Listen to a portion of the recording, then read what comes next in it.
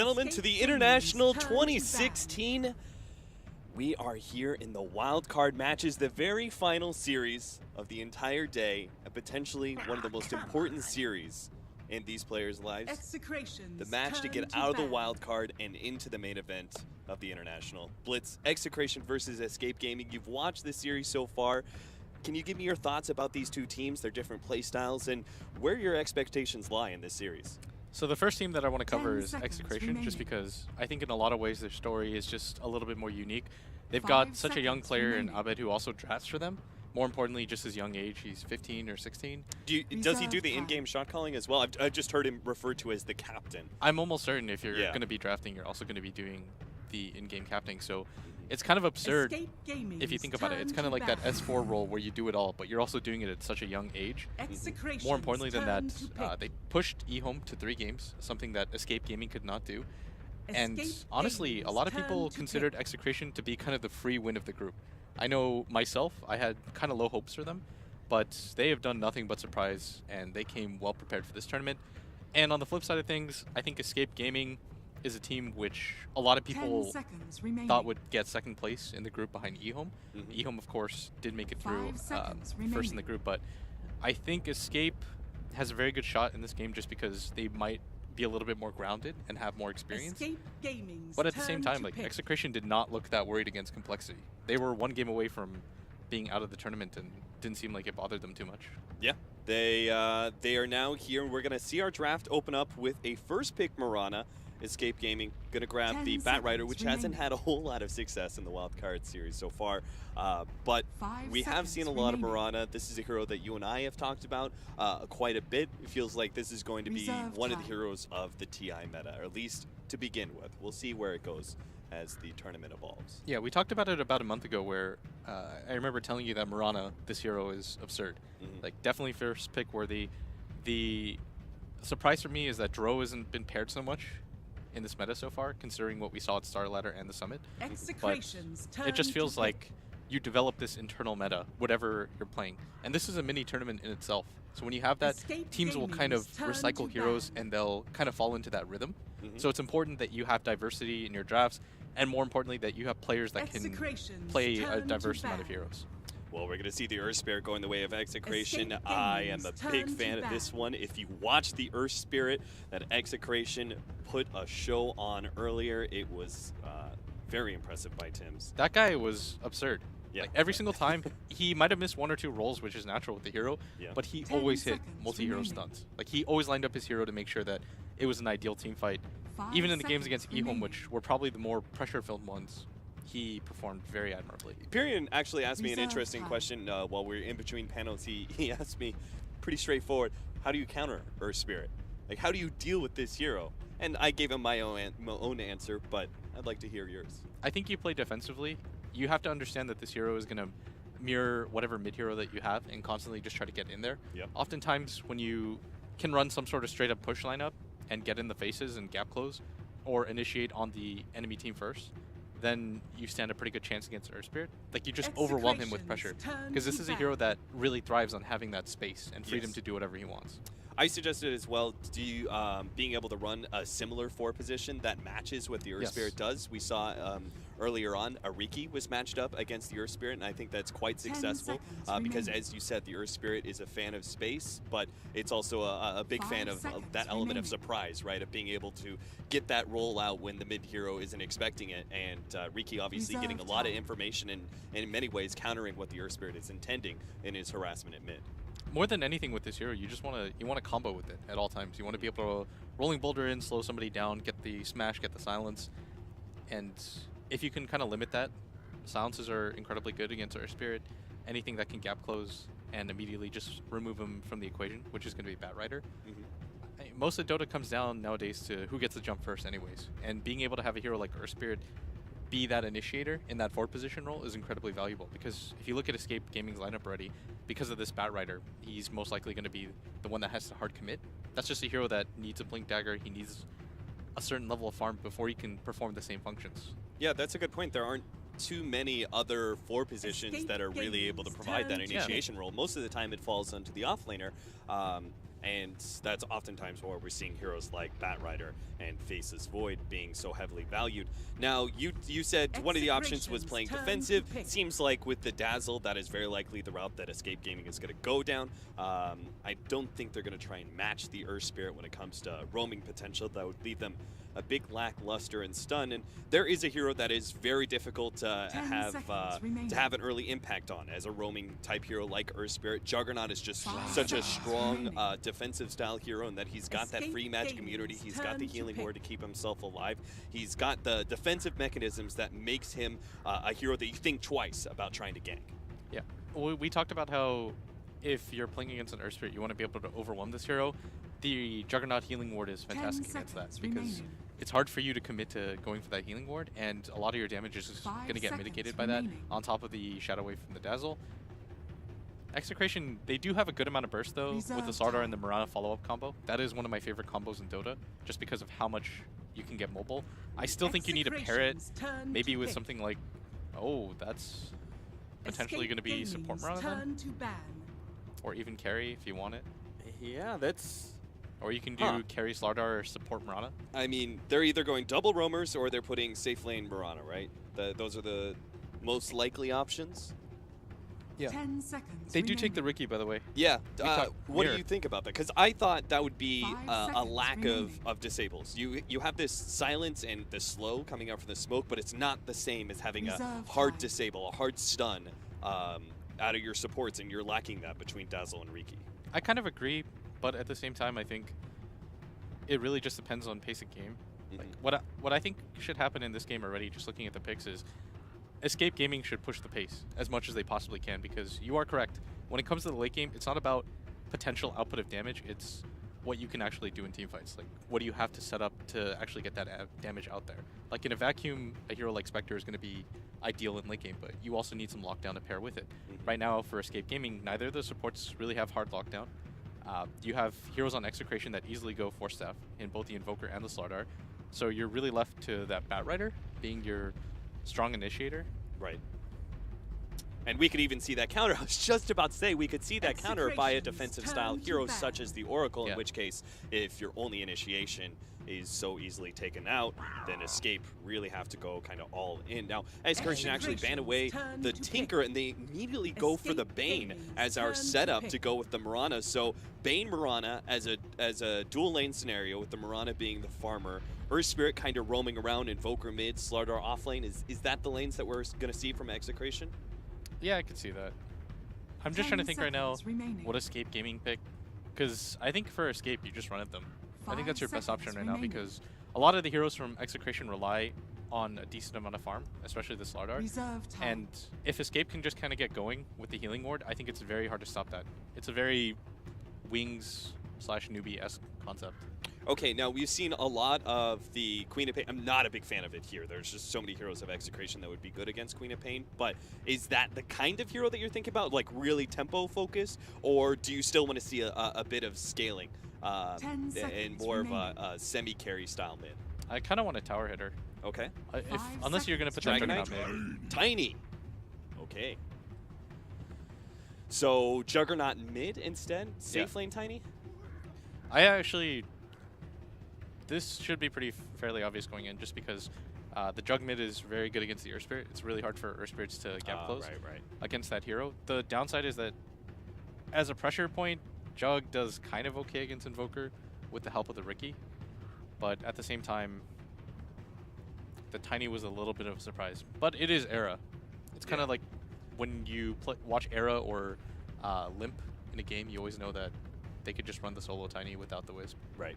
I mean, Escape, I feel like they've adjusted their picks to make them a bit more comfortable to individual players' style. So, such as drafting things for Koifa, like Queen of Pain and Storm Spirit, heroes that are not necessarily in vogue right now, but are definitely hand in hand with Koifa's previous legacy as a Dota 2 player. I sort of think Jug is the new Queen of Pain, in the sense that all the mid laners like playing it because it's a damage dealer that you can do a lot of cool plays with.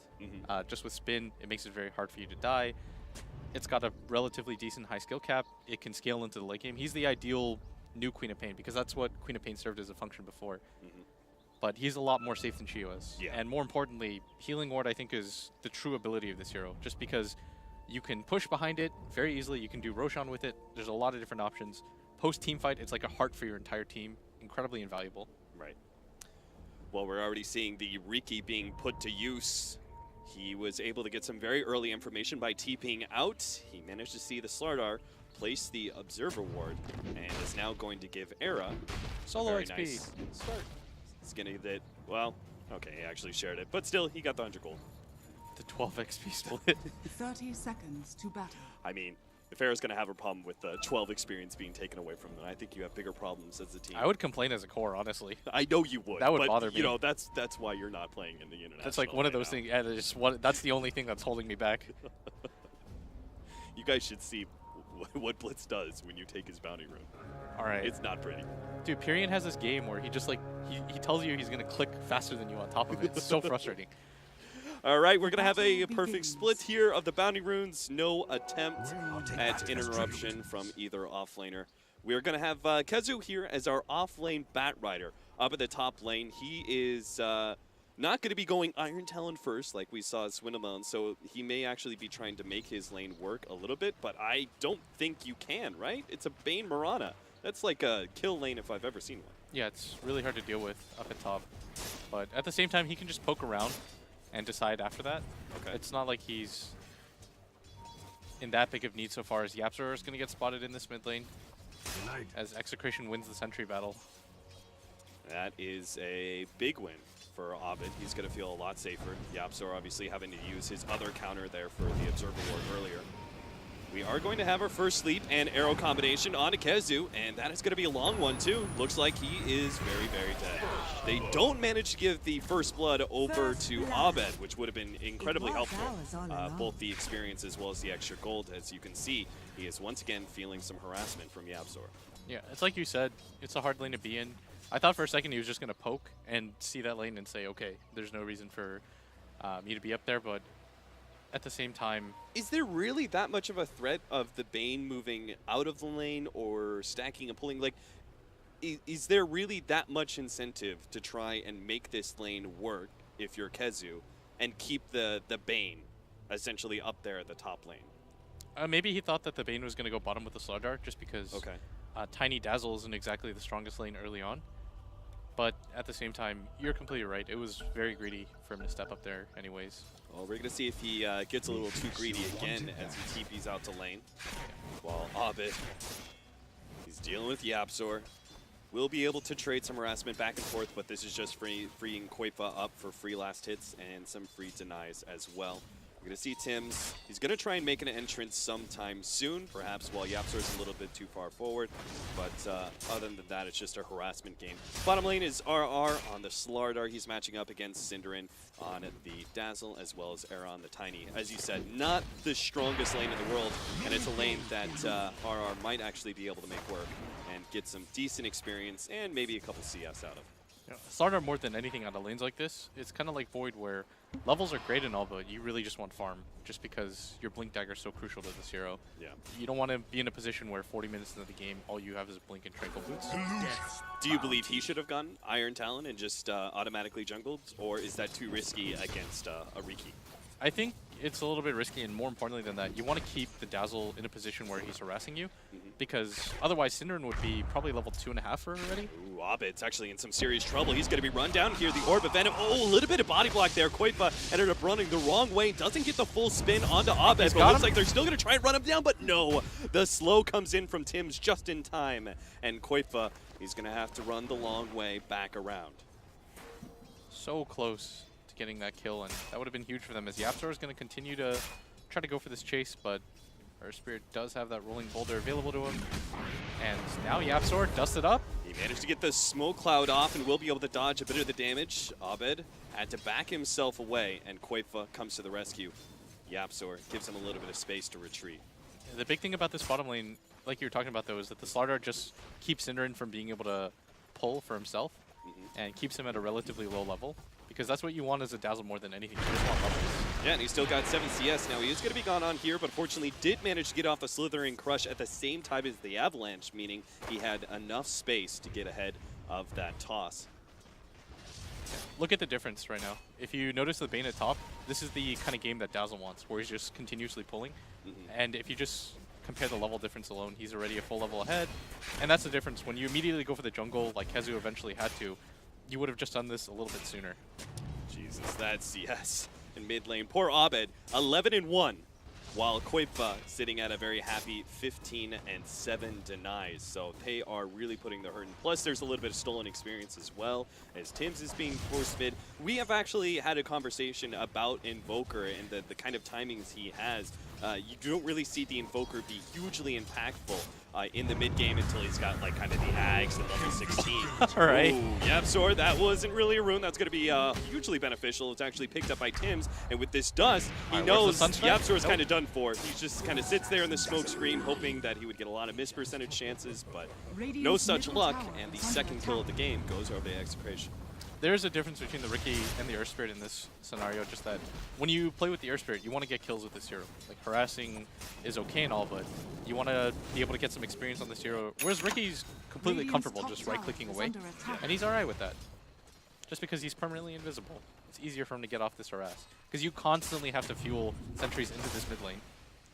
Counter ward for counter ward once again, which does play to the favor of Yapsor, as he continues to sneak into the mid lane and keep Abed down as much as possible. We've had a lot of talk about him on the panel.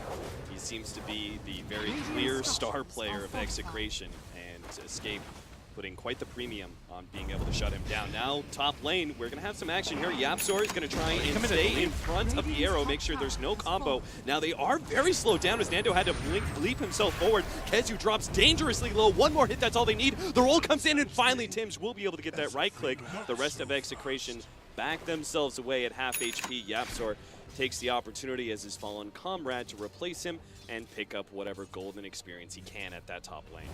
Kazu is learning the hard way. Can't be in this lane. Every single time, this has such high kill potential with the Sunstrike, and you're just kind of feeding into what Execration wants out of this game. Star, bit of trouble here. The toss is going to go out. He's going to take a lot of damage. They tried to get the max out Shadow Wave damage, but slight miscommunication there. Era backed up to dodge the crush. Meanwhile, Sidran is hoping just to be able to get that maxed out Shadow Wave bomb. He missed a bit of damage because of it. Yeah, this Bane is just going to continue to pull, try to get levels. He's going to get a 6 at a reasonable time, which means that Tims can just kind of do what he wants. He'll eventually get the Tome of XP, so he's perfectly fine in that regard. And we were talking about Invoker briefly, just the pace of this hero. As when you first think about this hero, you think about all the spells that he can do, but that's in an ideal world. In actuality, this hero wants to split push and farm with Forge Spirits. You don't really have the best spells invoked out to get into huge team fights. Right.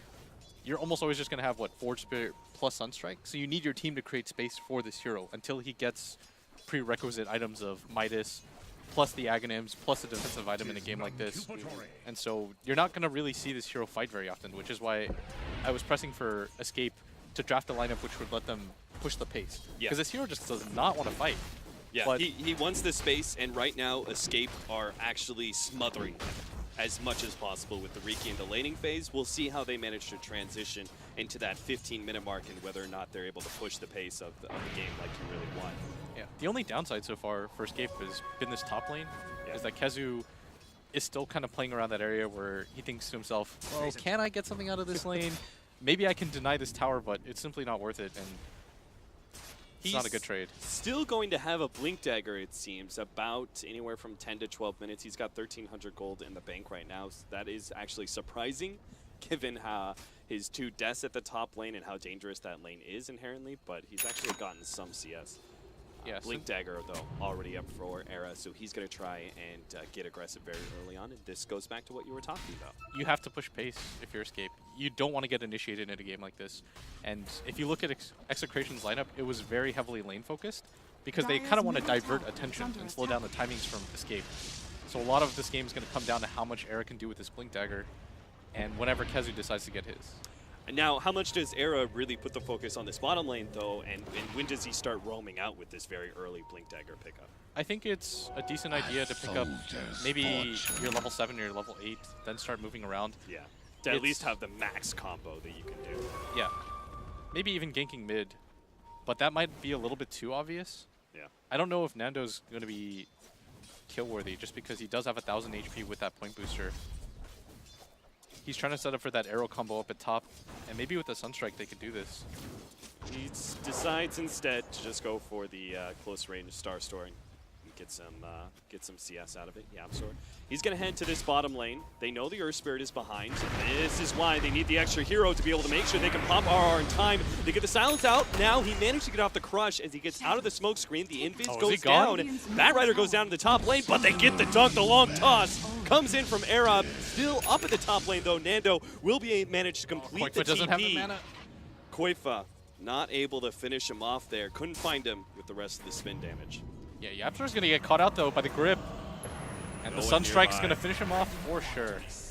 And that is absolutely needed. Abed gets a bit of a comeback there. He's going to need a lot more of those Sunstrike kills, though, to even out with Koifa's Juggernaut.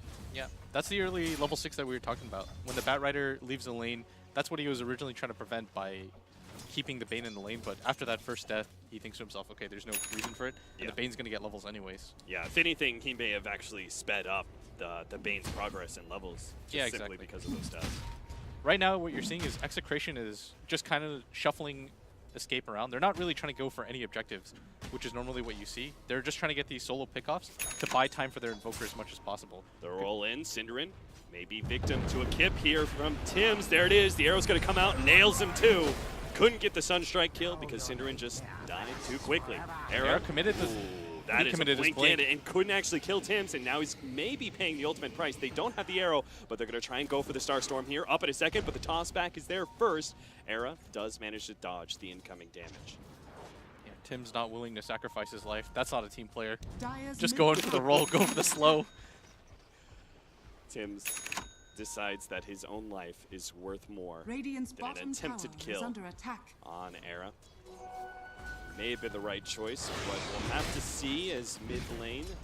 RR is still trying to make his way towards his Blink Dagger. We are going to see that initiating item be picked up by Kezu first. That's kind of expected though. Batrider obviously able to take full advantage of jungle. Slardar not really having that same option. Yeah, Ricky's just going to soak XP here, as Synderen's also going to soak. And now the Slardar are going to just continue to try to farm his Blink, but quite some time away as Kezu's about to pick up his, and I think that's going to signal the shift in momentum, at least a little bit. Escape are going to get as aggressive as possible with this double Blink setup, especially with kind of a defensive mid-hero like this Jug. Yeah. You want to start running at people with the healing ward.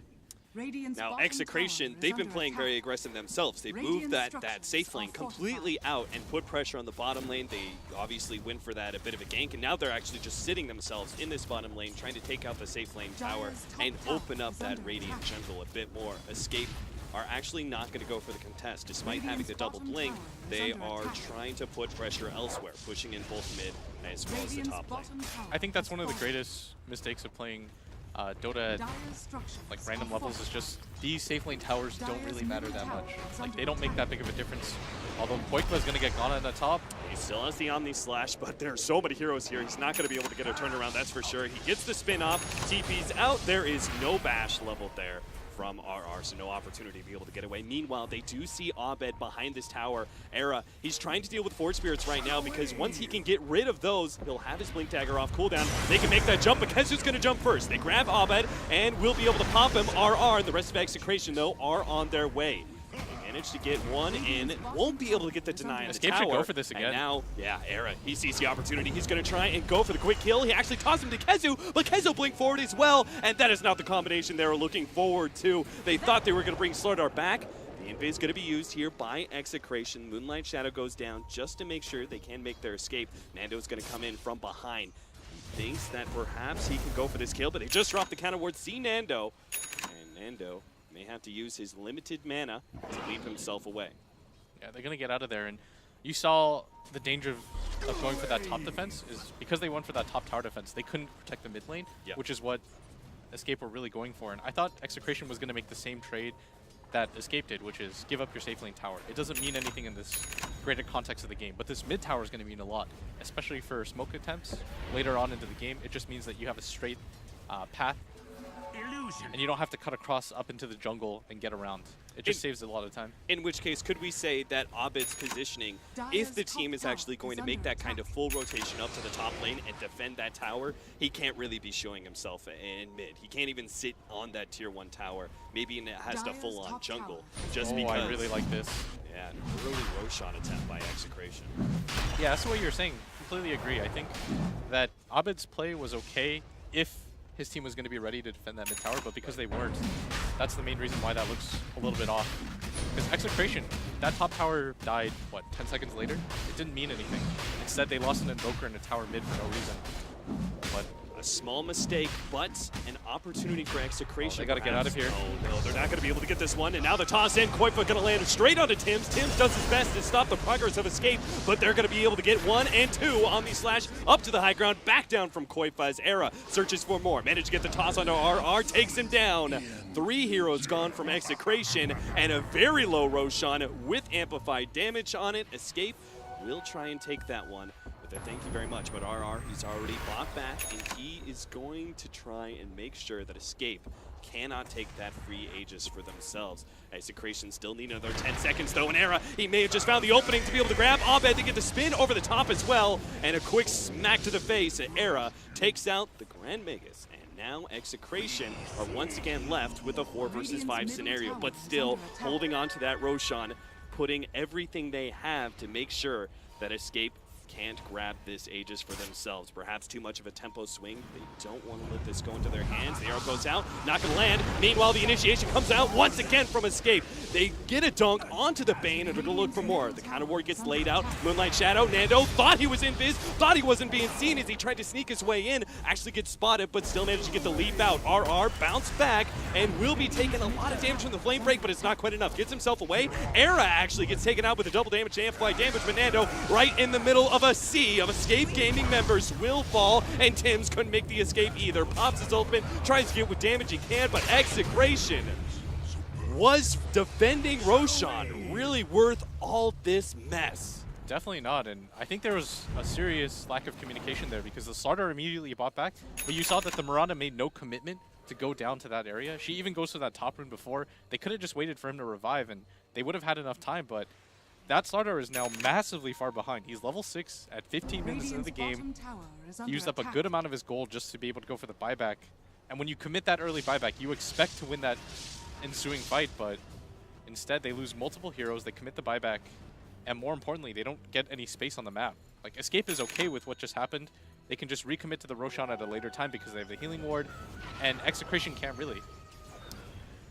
A 4,000 or 5,000 gold swing over the last 4 or 5 minutes. That is an insanely large number for how early on in the game we are, and it make it even worse. Execration are going to go for round 2 here of smoke and attempt to go for Roshan. Now, they're not going straight to the Roshan pit. They're going to wrap around, go through the Radiant jungle, and see what they clash with. But this Escape, is an they're Arcane actually Rune ready tiny for them. This is all about the Blink Daggers. Arcane Rune managed to get the Blink out ahead of Tims. Tims still managed to get a good kick and a silence combination, but they're stopped by the smoke cloud. Now the Omni Slash goes down, and what is done? Avalanche, Nori on the mark. Kimmo's going to be taken out as well. Couldn't get the Fiend's Grip in. Koifa not going to be taken out as the Shalgrave comes out just in time. Sunstrike is on the mark, but Shalgrave is still there to save him. Execration, another defeat and full-out retreat from the Southeast Asians as they're not going to be able to make it away. Nando, the only one to hide himself in the trees, has to take a timeout for 10 seconds while he waits for his TP scroll, but he may not even make it away. Nando managed to get the arrow onto Era, but Era, he survives through all of it, gets the combo, and they wipe Execration 14-7. Not so long ago, it was 6-7. Blitz, what's happening? All right, so we talked about it when the draft ended. We said that there was no way that Execration was going to want to get into a straight-up 5-on-5 team fight. If you look at the spells that Abed has invoked, he had Forge Spirits plus Cold Snap and Sunstrike. Like, you're not gonna win a fight with those kinds of abilities. Whereas the Juggernaut has that healing ward, he can spin, he gets his ultimate off. There's just so much more teamfight on the side of Escape. More importantly, there was that Arcane Rune Tiny which allowed him to just recycle that combo over and over again. And Execration, you can't fight around that Invoker like you can with that Juggernaut. Yeah, absolutely not. We saw the effect of some of those spells, Tiny able to output so much more damage than our Invoker with his limited number of spells he can throw out. Abed does back away from the mid lane as Yapzor shows himself. He's level 9 as Riki, who for probably first 8 minutes of the game didn't pass level 4, but all these team fights going the way of Scape has granted them a huge surplus of both gold and experience before the 20-minute marker. This is very well done by Escape. We talked about how Execration was just trying to mess with them a little bit and throw them off and say, oh man, you guys can't win team fights, we're ahead in net worth. But Escape read their lineup very well. They say, okay, it doesn't matter what happened, even 3k behind, our team fight is just a lot better than yours. So despite the poor laning phase, they just run at Execration once they get both their Blink Daggers. And that smoke, to run into the smoke of Execration was beautiful by Escape, especially with the Arcane Rune picked up by the Tiny. They read their lineup very well. I think Execration, their inexperience showed here just a little bit. Yeah. That felt like an unnecessary move for me. It was just a little bit of a panic, especially with the buyback on the Slardar. That to me speaks volumes about how that went. He probably just went for the buyback, didn't really look at the position of the game because his Mirana was halfway across the map. And now they're in a position, Cap, where they can only safely really farm these two areas. Meanwhile, Escape, they managed to put Execration in the hole. They're up in net worth, and that's only going to get worse and worse over time as we now have a Battle Fury for our Juggernaut. So the farming advantage very clearly in the favor of Escape, and they also have quite the late game advantage as well. So Escape, they push the tempo of this game. They've gotten themselves essentially the kind of early game and the kind of start to the mid game that they wanted, and now they've got plenty of options. They can continue to contest Execration if they want to. They can spend a little bit more time playing passive and farming away. Looks like Escape are not going to be touching the brakes one bit, though. They're going to continue to try and put a lot more heroes on this bottom right-hand side of the map, controlling that Roshan pit and making sure Execration do not get any big kind of objective to swing the tempo of this game. Yeah, I think Escape, by the way, are just playing very well right now. We talked about where they could farm, right? As soon as I ping, I said, they can farm these two areas on the map. Escape immediately make the move over there because they realize when you're dire and you're pressured, those are the only two camps that you feel safe farming. And Escape just respond very well. As a result, they make sure that they can block those areas off. Put 5 heroes there, and then what are you going to do as Execration? Well, you're naturally going to go onto the other side of your jungle. You're going to go to the top half of the map, but this just frees Escape to then, again, continue to put the pressure on you. They're going to push down this mid-tier 2 and say, Execration, you have to come and address us. You're going to have to go into yet another team fight, or else you're going to start losing more and more map control. And at that point in time, if they lose the mid-tier 2, if they lose the bottom tier 2, that Roshan pit is practically Escape's gaming for the taking. Yeah, more importantly, it's that when you push Dire into their own jungle, you have no vision in that area. You're essentially just playing blind and kind of hoping that they're not in there. If Escape don't actually end up going for a straight 5-on push, I really like for them to grab an early gem at some point, just to further corral Execration into their base. I think an early gem pickup in a game like this kind of just cements you the farm lead no matter what, if you can hold on to it for at least 4 or 5 minutes. Otherwise, I think you just push with this healing ward and make it incredibly hard for them to frontline. That's exactly what they do for the mid lane, and at least we'll see how they develop their plan from here. Right now, Kezu is searching for the pick off of the top lane, knowing that if he can just get the Blink Lasso, he'll have the TPs in from his teammates to be able to follow that one up, and there it is. He found Tim's. He already has Era nearby, so that should be a fairly easy kill, as Era doesn't even need a whole lot of stun. He doesn't even throw out the avalanche. He just uses that armlet that he's got there and beats Tim down with his bare fists. I think that was an okay play, though, from Execration. You give up your Earth Spear to create a little bit of separation for Abed. But Execration, they thought they were going to get aggressive at the bottom lane, but Yapzor, he's already spotted this one out. He's seen the Moonlight Shadow attempt, and now Koifa set up with the counter ward. He managed to get off the spin ahead of Kimbo's Fiend's Grip, and with the smoke screen being laid down, immediately cancels that ultimate and gets the free kill. You're not going to make a lot of cool plays as a Dazzle, but that Sentry Ward was clutch by Sind. Like, that's the stuff you live for. Yeah, and it all comes down to the information that Yapzor was able to get them. Once again, this 4-position Riki really coming through. And Execration's trying to make something happen, but again, you're in a position where your Invoker just doesn't want to fight. And he can't. Like, Abed's doing the correct thing right now. He's responding by using the space that his team is making him to farm those 2 camps that we're talking about. The downside, though, is, again, Execration, they can't really contest this Roshan, and what's even scarier for them is if Escape just decide to go down the mid lane with the next healing ward cooldown, there's not a whole lot that they can do. So Execration, nice leap out there from Nando, just ahead of the Avalanche. That surely would have gotten him killed if it managed to land. 16-7, 23 minutes in. Roshan is at just 4,000 HP. Escape are on the precipice of being able to get that Aegis into their hands. And as you said, perhaps pressure the tier 2 bottom or maybe even go high ground. They're playing this very safe though. They're taking their time. They're making sure to spread themselves out, giving Execration no opportunities for a good initiation. Kezu even may actually look for the initiation himself. Again, they don't actually fully commit for Roshan. They leave it quite low. Now they found the initiation themselves. The blink in. Koifa managed to get the Omni Slash to take out the Fiend's Grip of Bane immediately. The Meteor goes down. Kezu's actually going to be taking a lot of damage from that one, but Shalgrave comes in just in time. Cinderin on the save. Tim's getting spun on. Koifa's going to try and chase him down. Goes through the trees, but a quick crit plays a quick end to Tim's escape. Now corralling their way backwards. Kezu meeting Nando, managed to get off the lasso, actually stays ahead of the Sunstrike, gets the heal, and will survive through all of that. Nando can't even get one kill. Not even the poor little Forge Spirits can stop Kezu on his rampage. 19-7, Escape Gaming will finally claim Roshan for themselves after being stopped by Execration time after time. But it's only allowed Escape to build more and more of a lead. Yeah, if you notice that Abed had the Aghanim Scepter fully completed, but it was on his stash, and that limited so much of their teamfight potential. I think the better idea would have been for him to just continue farm mid, push it out as far as he can, allow Escape to get that Roshan, because all you have to do is really wait for that Ags. Maybe you can go for a high ground defense. Like, they don't even have the Blink Dagger on the Slardar yet. I think that's pretty crucial because there's no way for them to open up a fight reliably without just two of their heroes going down immediately. Now I think Escape's game plan is pretty simple. You push down this mid lane with this Aegis and the healing ward, and there's not a whole lot that Execration can do just because of the net worth disadvantage. Would you say little plays like the attempt at the Bane and the Barana at that bottom lane where Yapzor scouted them out, Fiend's Grip onto Era, they actually might be able to have this kill. The smoke screen stops a lot of that damage, and Era will take a lot from the Meteor, but still manage to get himself away. Armlet toggling himself, keeping himself alive for the time being, blinks back and will be a-okay. But going back to it, would you say that Execration perhaps had overall, big picture, the kind of right ideas to still try and maintain aggression, even if they did get shut down from some team fights, but they just don't quite yet have the tools to do so, like that Blink Dagger from the Slardar?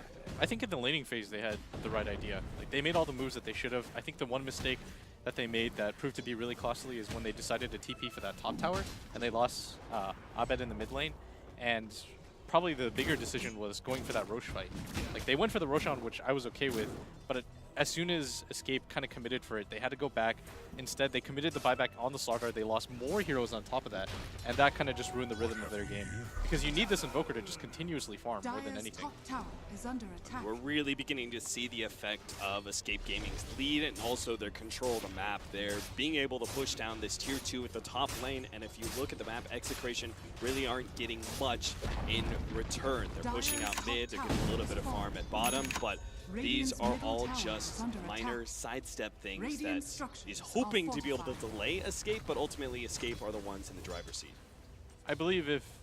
I just think Escape right now are playing very well, and Execration is showing that they're still a little bit green, because that was a play where I think you just panicked more than anything. That's not even so much as bad play as it is a little bit of inexperience, but I think even still, you can look at that first 10 minutes and be very happy. Yeah. But this game so far, I mean, this Invoker has to go absolutely insane if they're going to stand a chance.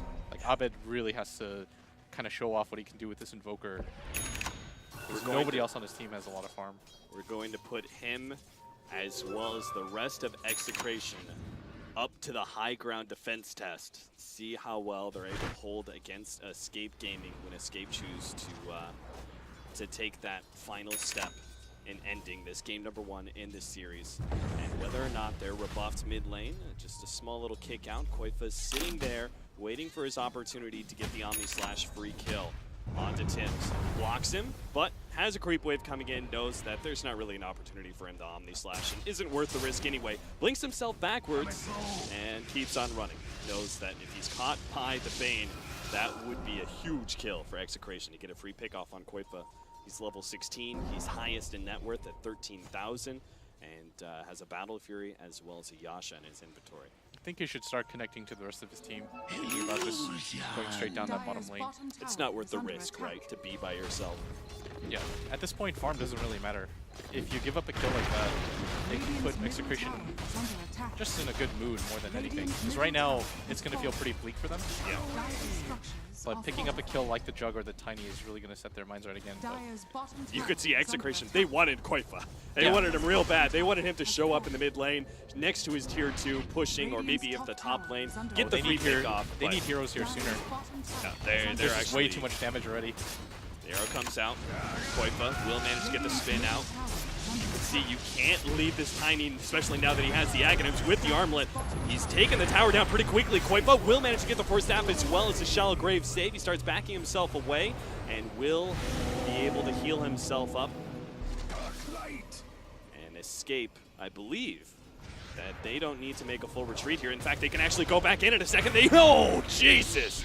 Era takes the whole 1-2 punch and takes out Kimmo, making this defense now a 4 versus 5 for Execration. And Kezu, he's looking for a second hero, makes his initiation, but the roll-in is already there. They manage to pop Koifa. Now the pushback on Era as well. They might just be able to take out this Aegis, but not before Era slays this Lardar.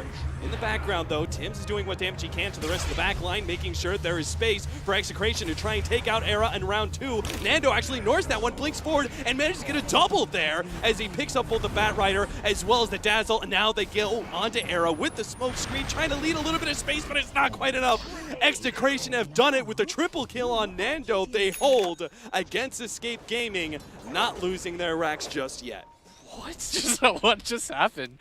They did it. You said they were going to be put to the test, Abed especially, but Execration as a whole managed to get the execution. The roll-in, they took out Koifa. They managed to just kite Era in both Life 1 as well as Life number 2. And let's not forget that Tims was the one who created a lot of that space by him rolling into that back line and causing havoc with his damage over time and his disables. I was going to give him all the credit for that team fight. Yeah. He single-handedly just kept 4 heroes' attention on him at all times. He got every single one of his abilities off. He created this wedge between Era and the rest of his team.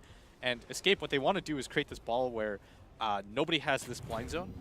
But Execration did such a good job of splitting them up. You see how far ahead Era is from the rest of his team? There it is. Tim's, that initiation right there. Those 3 heroes unable to do anything as Era's being kited around. And then he did so much damage that Nando actually blinked in and finished off 2 heroes with that. And then once those 2 heroes are gone and they're so low, that's all she wrote. There's no way that Escape can back up from there. There's no way around it. They just got outplayed right there. Yeah. Like, there's no way that with the amount of farm and that Aegis that Escape had, that Execration should win that team fight, but they just flat out outplayed them. That was very well done by them. A great start from Execration. The beginning of this comeback for game number 1 in this wildcard series.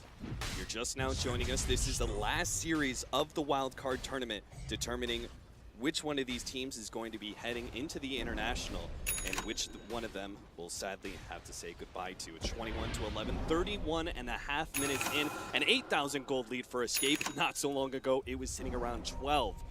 So that lead has been taken down by a rather large chunk, but there is still a definitive lead for Escape Gaming.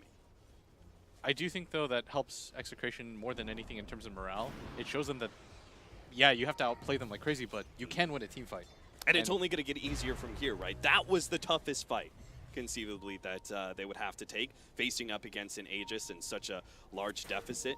Now they've gotten themselves a little bit of time, at least, before Escape go high ground again. Unlikely that this team is going to try and go high ground with a second life in their hands. Yeah. This Invoker's just going to continue to stack up the farm. His Midas is going to pay off. Escape, though, they still have that gem. That was the huge thing, is that they didn't lose their gem right there. And now they're going to make their move out. Plus smoke, but Koifa is going to be spotted here, and they manage to get the stun, the kick. Oh, a little bit of save there. The arrow comes in, nails Yaptor, but he manages to get off the smoke screen, but it's not enough. Koifa's down. Arrow with the response, though, goes for Camo, gets him. Yaptor about to die, but gets off his ultimate just in time, and Era is cleaving through heroes left and right, but it may not be enough. Nando, stuck inside the trees, trying to make his way out, will be able to get the lead, but now he's on the cliff! No, Nando, that's not where you want to be. He gets the arrow out. Abed sitting there in the back, not knowing what he could do to save poor Nando. He can't do anything. Nando will fall, throws out the Sunstrike, but doesn't manage to nail Era, who he was really looking for. 1 for 4. It started off so good as they took out Koifa, but Execration, in their attempt at killing that big Juggernaut hero, grouped up a bit too much for Era, as he managed to output the physical damage like crazy. Yeah, they need space to work and a lot of room, and they simply just didn't have that in this small cluster. This is where Era was able to just start swinging left, right, and center, as so many of these heroes were clumped up. His Aghanims went to absolute work here. His Yapsor stayed alive for so long, got that smoke screen off again onto Nando. I mean, he's hitting an amplified damage hero and just cleaving through them so quickly. I'm not sure how. I don't know that I'm loving this Armlet Echo Saber Aghanims. Like, his physical damage in those first 2 swings is insane. And you saw that the Mirana just couldn't keep up in a fight like that. Forest Staffs coming in soon for RR. Said they need a little bit of space, and the extra mobility item may help them out. Lincoln's for Nando after his Blink and Ags. But he's going to have to start making himself a little bit more of a physical damage presence in these fights if the game pushes on much longer. Long-range arrow just to be able to scout the Roshan pit, which we know is not going to be up for another minute's time. They really need to get these 2 supports. Execration's going to stand a chance at winning these team fights. If you're able to grab the Riki or the Dazzle, they're doing so much, especially Synderen with those Graves. No missteps by him in this game. Particularly tough now, especially since he has the Diffusal Blade. Can't really rely on the silence of Tim's or even the amplified damage of RR to give them that hold on the Yapsor, as he's just able to purge it right off, go for the tricks of the trade, blink strike himself away afterwards. BKB completed on the Mirana. Big fan of this item on her. I think in terms of physical damage, she does eventually need it, but Nando's in a position where he needs more defensive items. Yeah. Because most of your damage is just going to come from staying alive and getting multiple Starstorms off. Yeah, it's just about being able to blink into the middle of all these heroes. And now he's got the BKB, right? He doesn't have to immediately leap out after he gets a Starstorm. Now he can actually sit in the middle of them and just lay out as much havoc as possible. All right, here's the rough scenario, is that Execration knows that Roshan is up because of the Forge Spirit, but they don't have any smokes, to my knowledge. And they desperately need to not give up this Roshan, especially after that last team fight. How do they make this work? If you can't get the surprise smoke initiation, Allies disappear. you've only got Moonlight Shadow to work with. You just, well, it looks like they're just going to run straight at him. Now, Escape are actually doing something quite similar here. Oh, they're going to wrap. I really like this. They're fully going to wrap into the secret shop area, and just like that, Execration have given up their high ground advantage, and Escape will be able to find the jump in first, but the Lincolns came in. Abed not going to be jumped on, but now the combination comes in. Era as well as the Blink and Koifa managed to get off the Omni Slash, 2 down already, and Escape looking for the cleanup. Tim's, he's going to be the target. He managed to get the kickoff, but unlikely to get a roll away, just doesn't have the time in the world to be able to get out. Escape, that was an opening for them originally to perhaps take Roshan in an Aegis, but there's no need. Oh, wow, Nando managed to find that 1 pick off, but Escape, they're like, okay, we lost Koifa, doesn't matter. Era is still the big carry right now, and we still can go high ground here and take ourselves a Rax. Blink in, Nando looking for some damage, pops the BKB just in time ahead of that avalanche, but our poor Slardar doesn't stand a chance. Era is just too damn big, too farmed, and will be able to take out the full lane of Rax. And the Roshan's going to follow shortly after. And Execration, they had to contest that Roshan, but they just don't really have the resources anymore.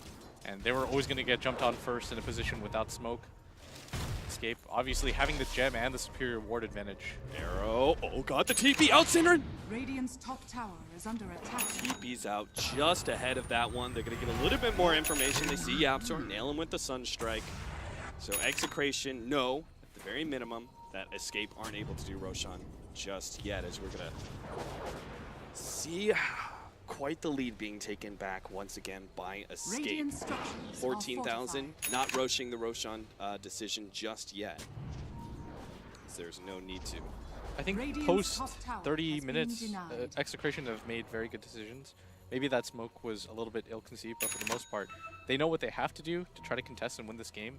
They're just a little bit too far behind right now. Right. Like, they're going to have to simply outplay them again like they did in that bottom fight.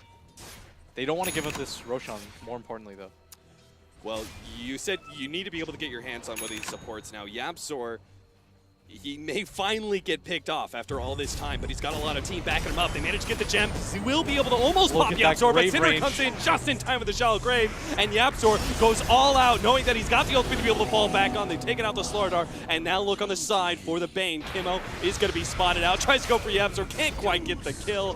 Nando comes in, will be able to get him with the Starstorm, but it may cost him his life. He pops the BKB, gets tossed up in the air to try and delay his advantage, but leap away. Oh, just in time. He had the weave on him and a lot of physical damage, but just shy of being able to take out that very farmed Mirana of Execration. Escape will just bounce themselves back, though. They only lost to YapzOr's Riki, and that is not enough to deter them from going from Roshan. Cinderin's decision to go for the Aether Lens, saving YapzOr's life long enough for him to just be a constant nuisance. Now this Roshan, no way that Execration is going to try to defend this. So that will be an Aegis going into the hands of, what is it, who? Maybe Koifa drops his bottle, or Era. No, he drops his armor. So they're still going to pass it over to the Tiny. Makes the most sense. If they're going to go high ground again and they're forced into some sort of siege scenario, Era is obviously the hero you want on the high ground, beating on those towers and having that extra life to fall back on.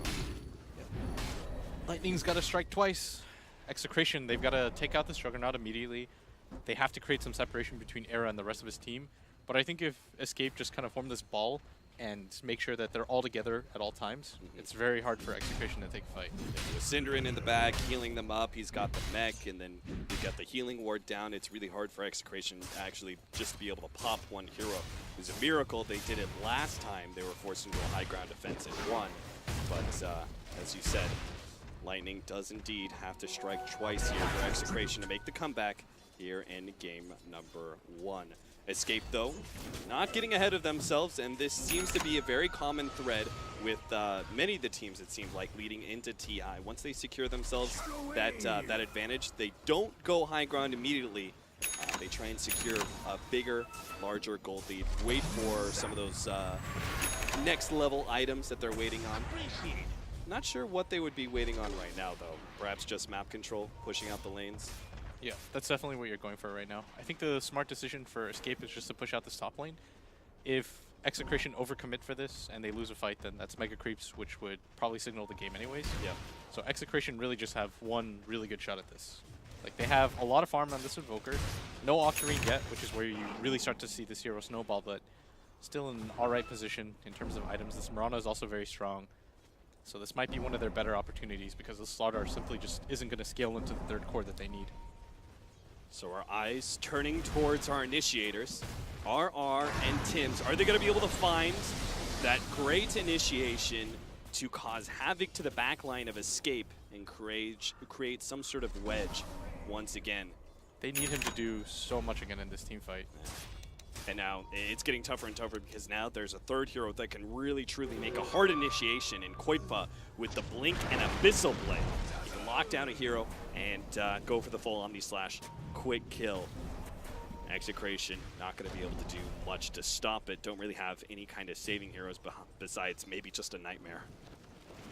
1 second invulnerability is really all they have to play with here. The arrow comes out, does nail Era. Not that Execration are going to be taking a step outside of their base anytime soon. Only person that's going to be doing that is Abed, as he's just looking to push out the bottom lane, give them a little bit more breathing room, get some farm, while he waits for the inevitable push high ground by Escape. Now the initiation, they manage to get the stun. Gar going to try and pop Era from a distance here, laying out all of their nukes, but there is the shallow grave and still a lot of HP left on Era, unable to take away that Aegis just yet.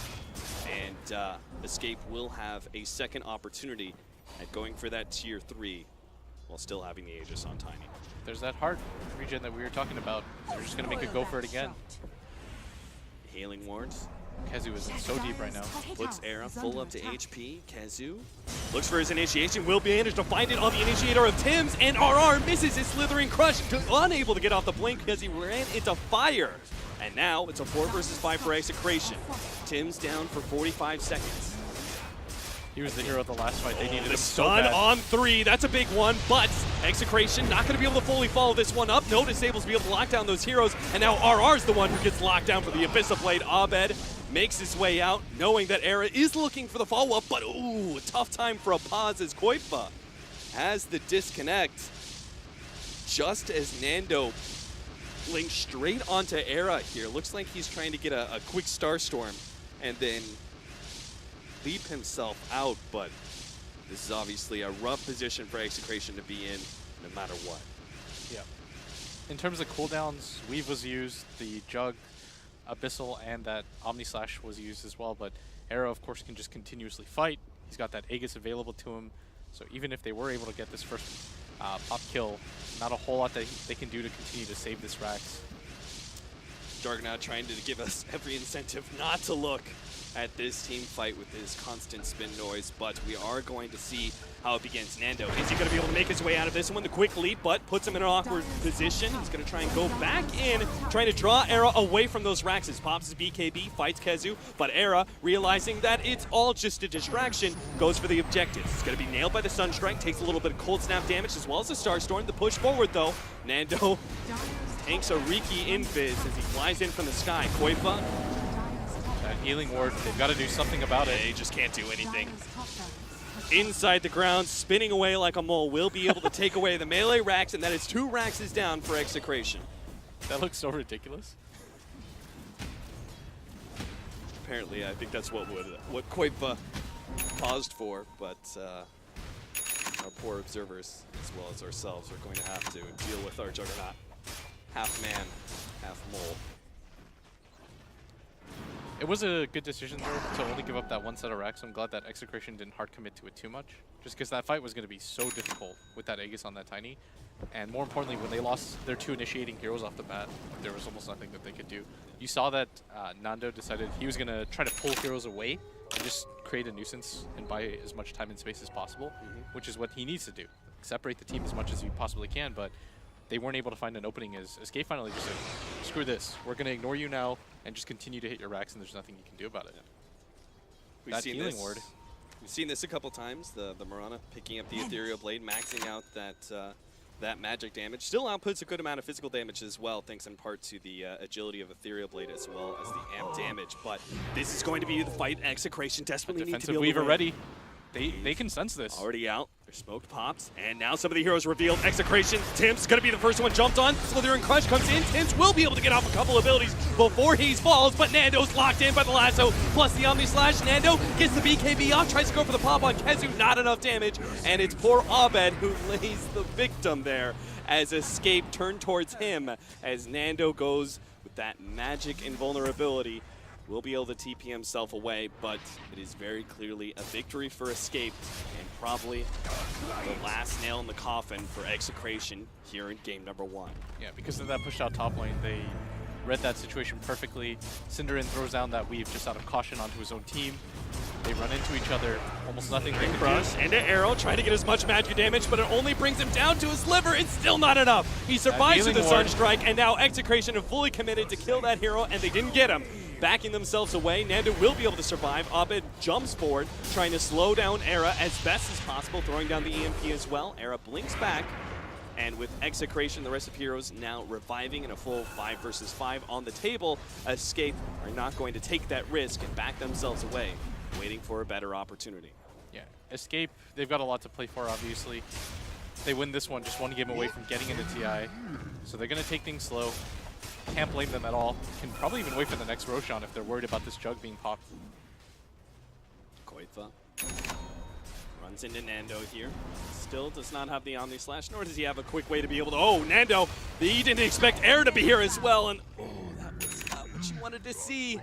Gets popped just like that, 80 seconds, no buyback whatsoever, and Execration, some of the rest of them are still being spotted here. Yapster is going to slow down Tims, will be able to get the smoke screen out. Yet another kill, potentially. Abed is going to try and get as much damage, but there is the ults coming out from the Riki. Meanwhile, Slithering Crush goes down, trying to stop the Juggernaut. The rest of Escape Gaming push forward, knowing that without the Mirana, they're locking a lot of damage, but still, Abed pushes some of them back. Era Almost getting caught by the Fiend's grip there of Kimmo, but he thinks twice about that one. Now they're just going to start this relentless push, trying to go for the Mega Creeps. They know at this point if the Mirana had buyback, she would have used it by now.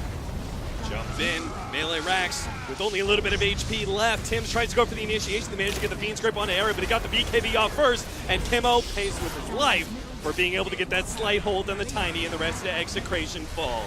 Just like that, ending with Era splitting the Invoker in twain. 41-14 is our end score. Very well played by Escape Gaming. You said they played a very clean game. They managed to get the laning phase went well for Execration, but once Escape got that multiple fights around Roshan, they secured themselves the lead. They just kind of grew it over time. I think the big misstep here that Execration is immediately going to learn from is going for the Roshan and going for that continuous fight was probably the biggest mistake that they were going to make. And as you see on camera, they just look so ecstatic about that win. Kezu, that first laning phase went a little bit off, but at the same time was able to nicely recover off of the stacks of Cinderin, who might even be my personal MVP for this game. The amount of work that he did. Yeah, a lot of clutch, shallow graves, the weaves that came in, very good timings for those as well. We saw multiple, both offensive and defensive weaves, making it a tough time for Execration. Looking forward to game number 2. Highlights for what are some of the positive things that you take away for Execration? That they can hang when it comes to the game. I think their laning phase is where they really shine, especially in the game against eHome. They can at least go toe-to-toe with these giants, but at the same time, they have to get a little bit more composure and understand the limitations of the lineup, because they just were not going to fight Escape's lineup with what they had, especially around the Roche pit. That's where heroes like Batrider, Tiny with a blink are going to thrive. Well, they will have a few minutes to compose themselves, as you said, as we are going to have a slight break between game 1 and game number 2. But first, we're going